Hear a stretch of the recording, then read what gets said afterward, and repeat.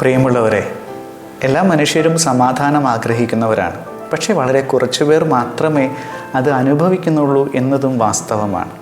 എന്തുകൊണ്ടാണ് അങ്ങനെ? അപ്പോൾ തന്നെ രക്ഷകൻ്റെ പിറവി ഭൂമിയെ അറിയിക്കാൻ വേണ്ടി മാലാഖമാർ പാടിയ ഒരു പാട്ടുണ്ട്. അതിലെ ഒരു വരി ഇങ്ങനെയാണ്: ഭൂമിയിൽ ദൈവകൃപ ലഭിച്ചവർക്ക് സമാധാനം.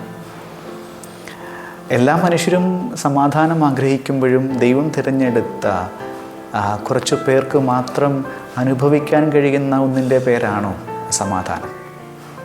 ഈ ഒരു ചോദ്യത്തിൻ്റെ ഉത്തരം നമുക്ക് നൽകുന്നത് ഉണ്ണിയേശുവിനെ കാണാനായി ദൂരയാത്ര ചെയ്തു വന്ന ജ്ഞാനികളാണ് എന്ന് തോന്നുന്നു. എന്താണ് അവരുടെ പ്രത്യേകത? അവർ യഹൂദരുടെ രാജാവിനെ അന്വേഷിച്ചിട്ടാണ് യാത്ര പുറപ്പെടുന്നത്. സ്വാഭാവികമായും അവർ ഹെറോദസിൻ്റെ അരമനയിൽ എത്തിച്ചേരുന്നു. എന്നാൽ തങ്ങൾ എത്തിച്ചേർന്ന ഇടത്ത് അവർക്ക് ദൈവത്തെ കാണാൻ കഴിയുന്നില്ല. അപ്പോൾ വീണ്ടും അവർ നക്ഷത്രം വഴികാട്ടിയ ഇടത്തേക്ക് സഞ്ചരിക്കുന്നു. അങ്ങനെ ബത്ലഹേമിലെ ഒരു കാലിത്തൊഴുത്തിൽ സാധുക്കളായ ഒരു പുരുഷൻ്റെയും സ്ത്രീയുടെയും കൂടെയായിരിക്കുന്ന ദുർബലനായ ഒരു കുഞ്ഞിനെ അവർ കണ്ടുമുട്ടുന്നു. നമ്മൾ അതിശയിപ്പിക്കുന്ന കാര്യം, അവർ കൊണ്ടുവന്ന കാഴ്ച വസ്തുക്കൾ ആ കുഞ്ഞിന് മുൻപിൽ അർപ്പിക്കുകയും അവർ അവനെ കുമ്പിട്ട് ആരാധിക്കുകയും ചെയ്യുന്നു എന്നുള്ളതാണ്. അവർ തേടിയ ഇടത്ത് അവർക്ക് രക്ഷകനെ കാണാൻ കഴിഞ്ഞില്ല.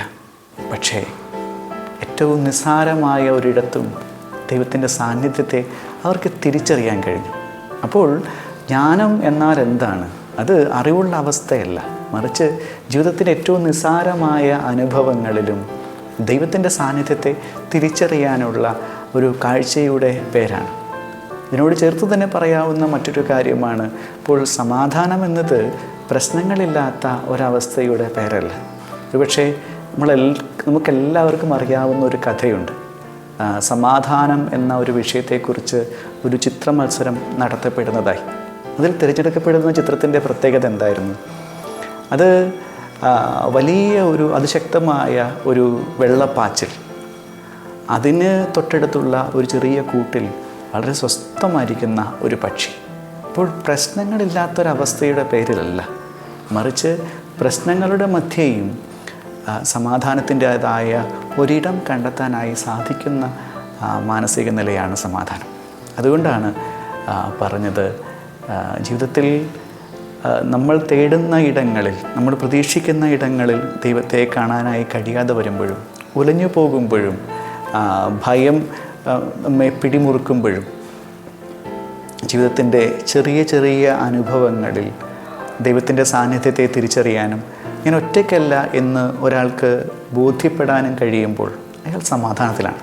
അപ്പോൾ ദൈവകൃപ എന്നാൽ എന്താണ്?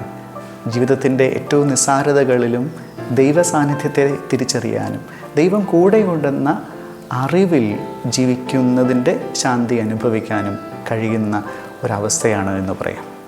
ഈ ക്രിസ്തുമസ് കാലം അങ്ങനെയൊരു വിചാരം നമുക്ക് നൽകുന്നുണ്ട്. സമാധാനം നിറഞ്ഞ നാളുകൾ സംഭവിക്കട്ടെ എന്ന് ആഗ്രഹിക്കുന്നു. സ്തുതിയായിരിക്കട്ടെ.